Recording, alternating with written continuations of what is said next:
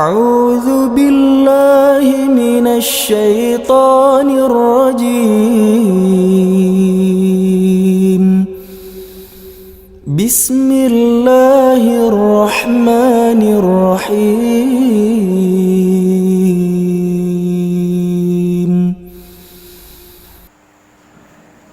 بسم الله الرحمن الرحيم. Assalamualaikum warahmatullahi wabarakatuh.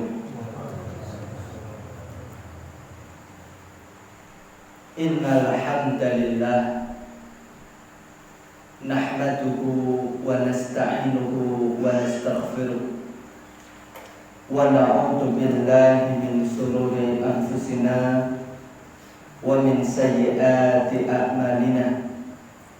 May yahdihillahu fala mudilla lahu wa may yudlil fala hadiya lahu. Asyhadu an la ilaha illallah wahdahu la syarika lahu wa asyhadu anna Muhammadan abduhu wa rasuluh sallallahu alaihi wa ala alihi wa sahbihi ajma'in. Amma ba'd. Allahumma innana as'aluka ilman nafi'an wa na'udzu bika min ilmin la yanfa'. Jamaah pengajian yang semoga senantiasa dicintai dan dirahmati oleh Allah Subhanahu wa taala. Alhamdulillah, mari jamaah sekalian kita senantiasa bersyukur kepada Allah Subhanahu wa taala yang telah memberikan kepada kita banyak sekali kenikmatan.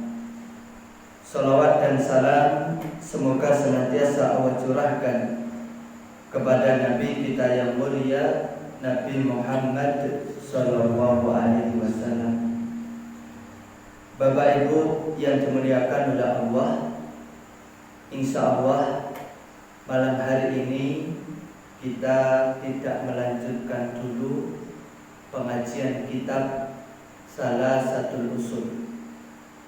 Insya Allah setiap pekan pertama kita akan membahas tentang amalan-amalan yang bisa memasukkan kita ke dalam surga. Materi ini sebagai selingan dari kajian kitab Salasatul Usul.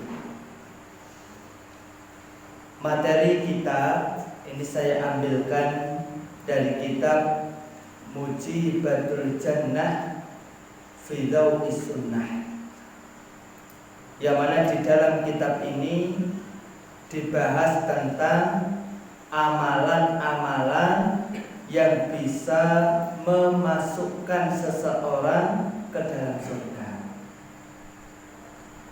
Jamaah rahimakumullah, setiap orang yang beriman pasti ingin masuk ke dalam surga, karena surga adalah tempat yang penuh dengan kenikmatan. Bahkan disebutkan di dalam hadis bahwa orang yang paling rendah tingkatannya di surga itu mendapatkan kenikmatan 10 kali kenikmatan dunia. Orang yang paling rendah tingkatannya di surga mendapatkan kenikmatan 10 kali lipat daripada kenikmatan dunia. Sebagaimana sabda Nabi sallallahu alaihi wasallam dalam hadis riwayat Imam Muslim, Rasulullah sallallahu alaihi wasallam bersabda, Allah Ta'ala berfirman kepada orang yang paling rendah tingkatannya di surga, idhab fadhul jannata fa inna laka mithla dunya wa asara amsaliha au inna laka asara amsalid dunya. Pergilah kamu dan masuklah surga. Untukmu surga seperti dunia dan 10 kali lipat darinya. Atau untukmu surga seperti 10 kali lipat kenikmatan dunia. Masya Allah. Jadi orang yang paling rendah tingkatannya di dalam surga itu mendapatkan kenikmatan 10 kali lipat kenikmatan dunia. Bagaimana lagi dengan orang yang dia berada di surga dengan tingkatan yang paling tinggi?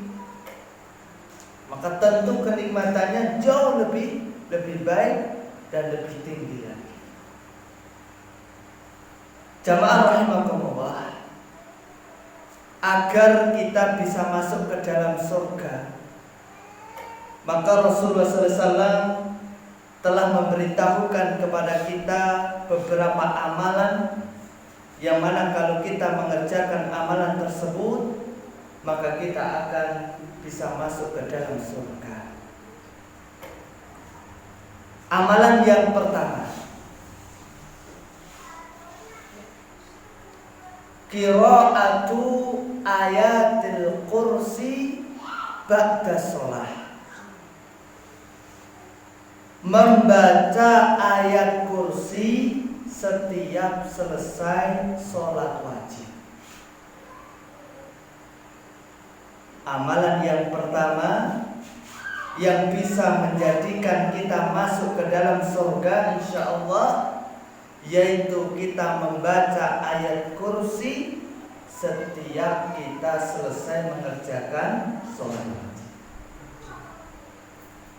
Disebutkan di dalam hadis yang diriwayatkan oleh Al-Imam An-Nasa'i,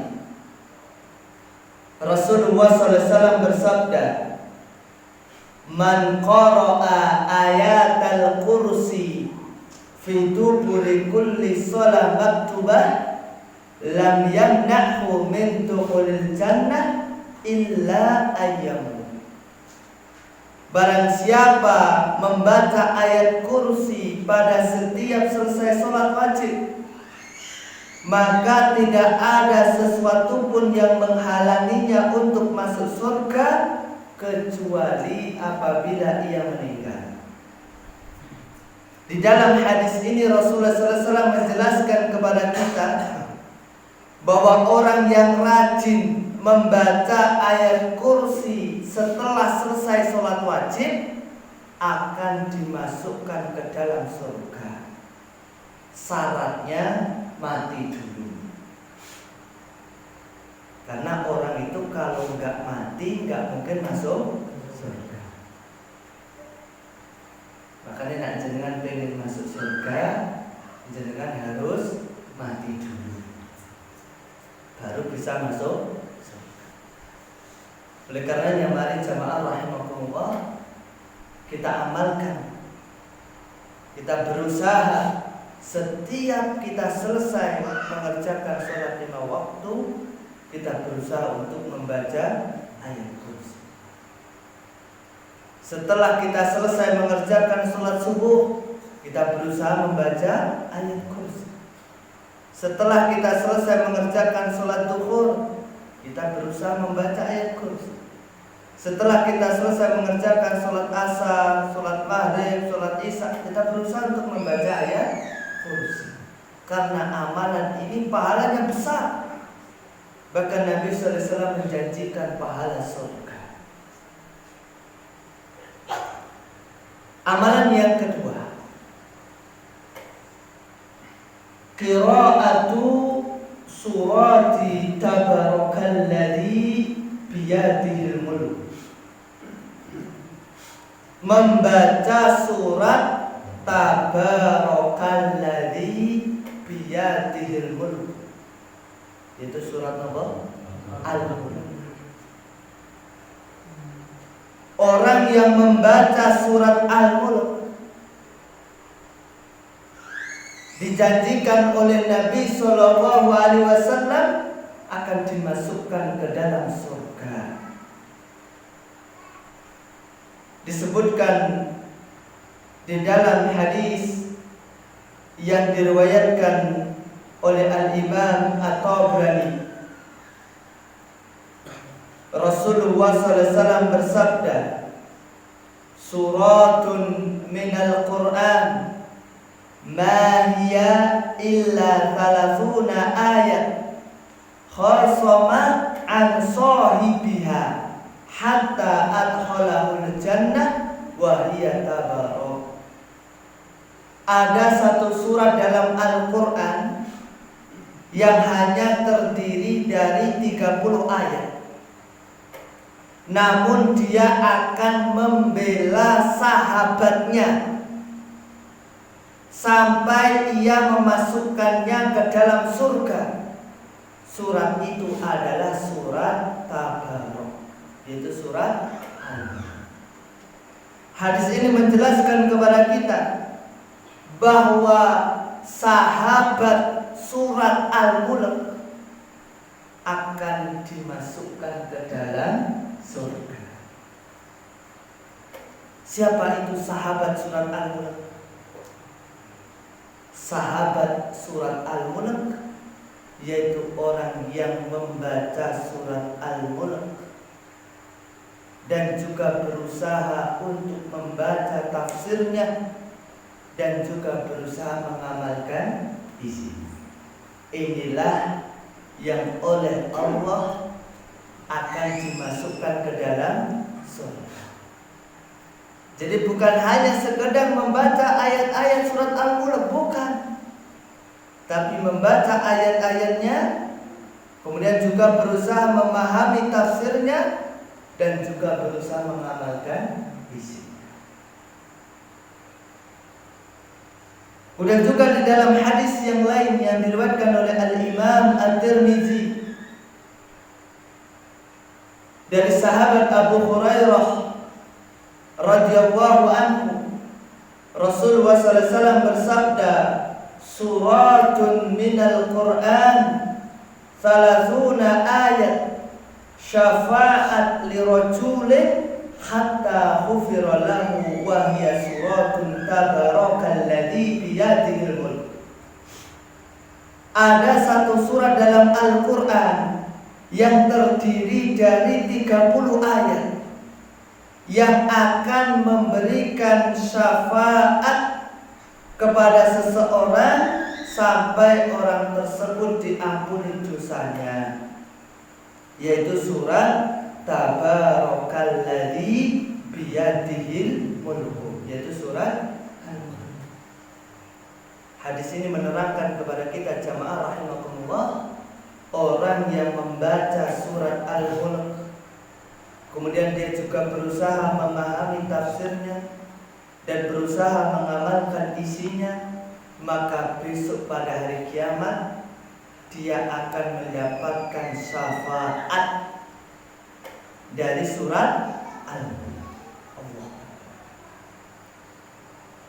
Maka jamaah rahimakumullah, kita berusaha untuk senantiasa membaca surat Al-Mulk ini dan berusaha untuk memahami tafsirnya dan berusaha untuk mengamalkan isinya.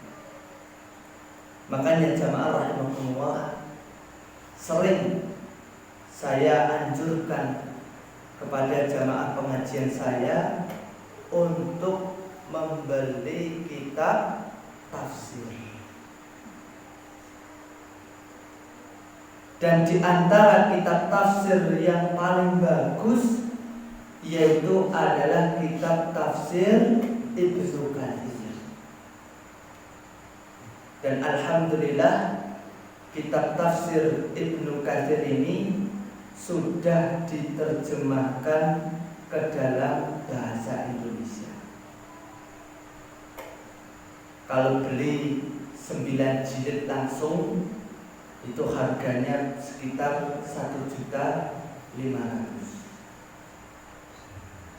Ya, itu 9 jilid. Judul terjemahannya kalau nggak salah Sahih Tafsir Ibnu Katsir. Atau juga bisa membeli kitab tafsir yang paling bagus, yaitu kitab tafsir karya Syekh Abdurrahman bin Nasir As-Sa'di. Dan alhamdulillah itu juga sudah diterjemahkan. Terjemahannya kalau tidak salah itu ada 9 jilid. Bagus.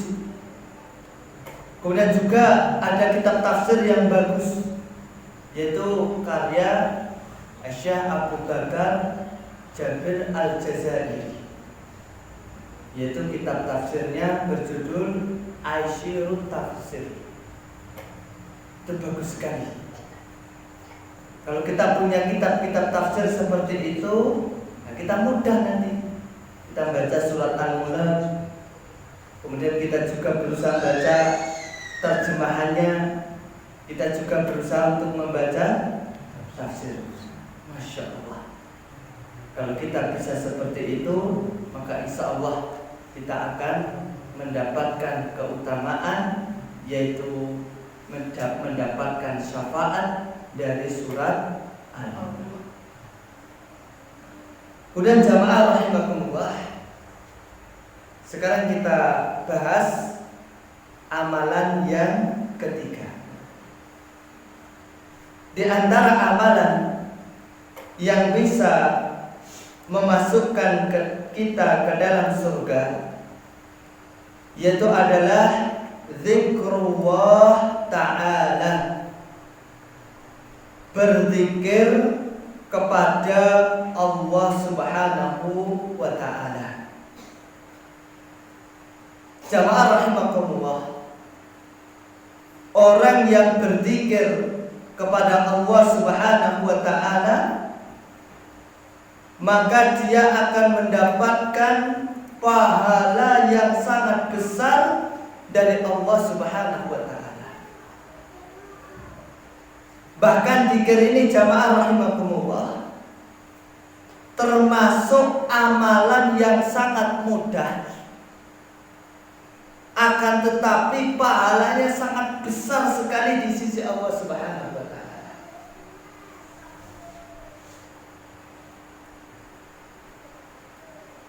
Sebuah contoh misalnya disebutkan di dalam hadis yang sahih, Nabi sallallahu alaihi wasallam bersabda, "Man qala la ilaha illallah wahdahu la syarikalah, lahul mulku wa lahul hamdu, wa huwa ala kulli syai'in qadir, fi yaumin mi'ata marrah." Barang siapa yang mengucapkan la ilaha illallah wahdahu la syarikalah, lahul mulku wa lahul hamdu, wa huwa ala kulli syai'in qadir, dalam sehari 100 kali. Berapa kali? 100. Kata Nabi sallallahu alaihi wasallam, kanat lahu adla asri riqab, itu sama pahalanya dengan membebaskan 10 hamba sahaya. Kemudian kata Nabi, wa kutibat lahu mi'atu hasanat, dan dituliskan untuknya 100 kebaikan. Wa muhiyat anhu mi'atu sayyi'at, serta dihapuskan dari dirinya 100 dosa. Wa kanat lahu hirzam minas syaitan yauma mudalik hatta yumsi. Zikir itu juga penjaga dirinya dari gangguan setan pada hari itu sampai sorenya. Walam ya'ti ahadun bi afdala mimma jaa bihi illa rajulun amila aktsar minhu, dan tidak ada seorang pun yang datang membawa amal yang lebih baik daripadanya yang ia bawa, kecuali ada orang yang beramal lebih banyak daripada dirinya. Masya Allah. Seseorang yang dia sehari mengucapkan la ilaha illallah wahdahu la syarikalah lahul mulku wa lahul hamdu wa huwa ala kulli syai'in qadir sebanyak 100 kali, maka dia mendapatkan 4 keutamaan. Yang pertama, dia mendapatkan pahala seperti membebaskan 10 budak. Yang kedua, ditulis untuknya 100 kebaikan. Yang ketiga, dihapus dari dirinya 100 dosa. Yang keempat, dia dilindungi oleh Allah dari gangguan setan sampai sore hari. Dan ini bisa kita amalkan dengan mudah insya Allah. Misalnya kita mau berangkat ke masjid untuk menunaikan sholat subuh berjamaah, sambil berjalan, sambil baca kalimat ini.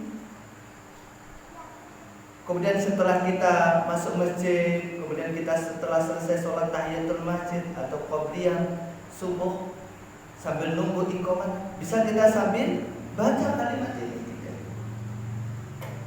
Bisa juga kita baca ketika kita berangkat kerja. Bisa juga kita baca sambil kita naik kendaraan. Atau ibu-ibu, kalimat ini bisa dibaca ketika ibu-ibu masak atau ngepel rumah. Insyaallah pahalanya besar. Ini menunjukkan kepada kita jamaah rahimakumullah bahwa zikir ini amalan yang sangat mudah dan ringan, akan tetapi pahalanya sangat besar.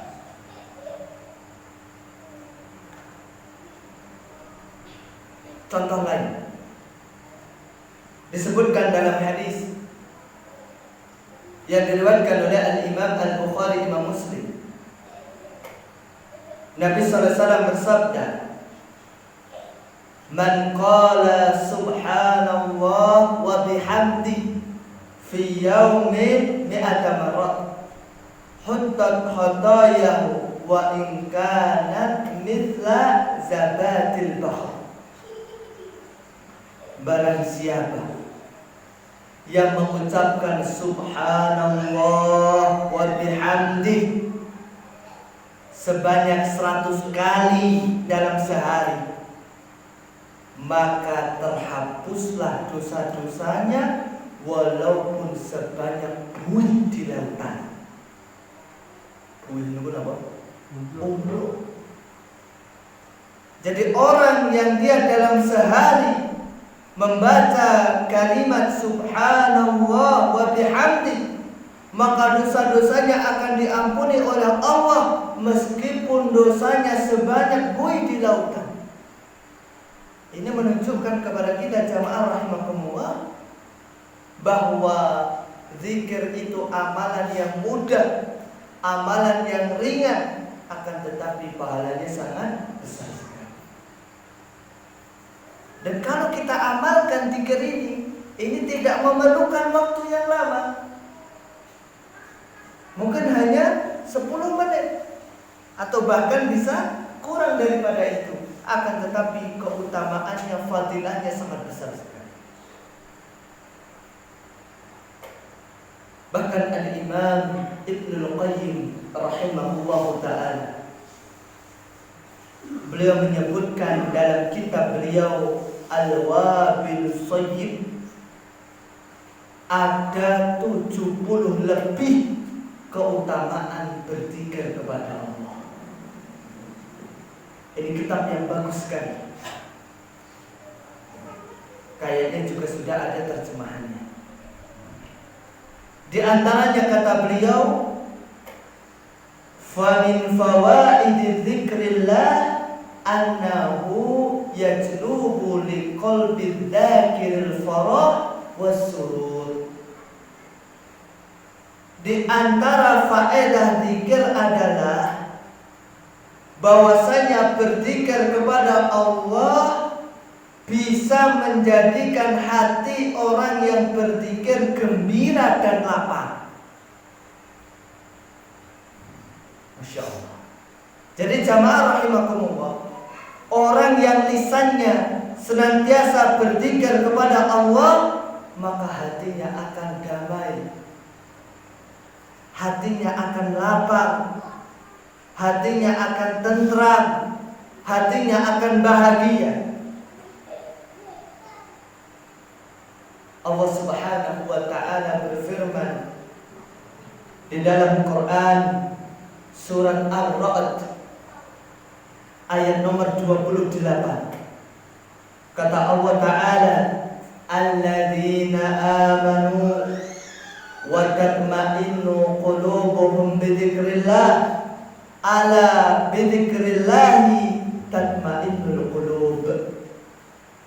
Yaitu orang-orang yang beriman dan hati mereka menjadi tenang dengan berzikir kepada Allah.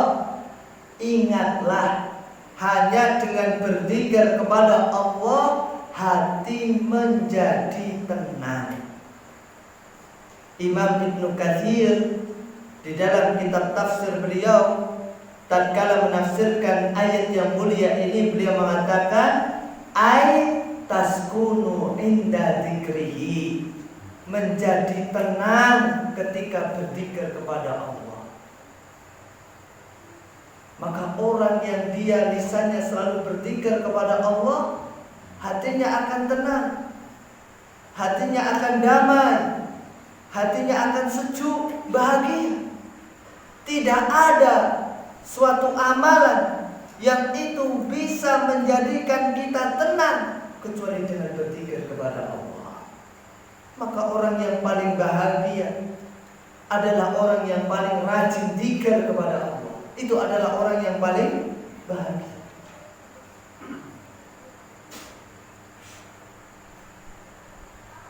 Kemudian beliau Al-Imam Ibnu Al-Qayyim rahimahullah juga menyebutkan bahwa di antara keutamaan zikir, kata beliau, annahu yahuddul khotoya wa yunji dzakira min adabillah. Bahwasanya zikir bisa menghapus dosa dan menyelamatkan orang yang berzikir dari adab neraka. Jamaah sekalian, berzikir kepada Allah itu bisa menghapus dosa-dosa kita. Dan berzikir kepada Allah bisa menyelamatkan kita dari adab neraka. Sebagaimana sabda Nabi sallallahu alaihi wasallam dalam hadis yang diriwayatkan oleh Imam Ahmad, kata Nabi sallallahu alaihi wasallam, tidaklah seorang manusia mengamalkan suatu amalan yang lebih menyelamatkan dari azab Allah daripada zikir kepada Allah. Akan tetapi yang perlu kita perhatikan jamaah rahimakumullah, agar zikir kita ini benar-benar mendapatkan pahala yang besar, agar zikir kita ini benar-benar menjadikan hati kita tenang, menjadikan hati kita bahagia, bahwasanya tatkala kita berzikir, hendaklah kita berzikir dengan hati dan lisan. Yaitu hatinya mengucapkan kalimat, yaitu ketika lisannya mengucapkan zikir, maka hatinya merenungi makna zikir yang dia ucapkan tersebut. Misalnya zikir lisannya mengucapkan subhanallah, maka hatinya merenungkan bahwasannya Allah itu Maha Suci dari segala bentuk kekurangan dan aib, dan seterusnya. Al-Imam Ibnu Al-Qayyim rahimahullah dalam kitab Al-Fawaid, beliau mengatakan, zikir bukanlah hanya sekedar menggerakkan lisan. Zikir mestilah berbarengan antara hati dan lisan. Dan ingat jamaah rahimakumullah, bahwasanya dengan kita berzikir kepada Allah Subhanahu wa taala, maka hati kita akan menjadi tenang, tentram, dan bahkan zikir itu menghapus dosa-dosa kita dan akan menjadikan kita masuk ke dalam surga. Ya, demikian yang bisa kita bahas malam hari ini jamaah rahimahullah. 3 amalan yang bisa kita bahas, mudah-mudahan kita bisa mengamalkannya. Subhanakallahumma wa bihamdika asyhadu an la ilaha illa anta astaghfiruka wa atubu ilaik. Wassalamualaikum warahmatullahi wabarakatuh.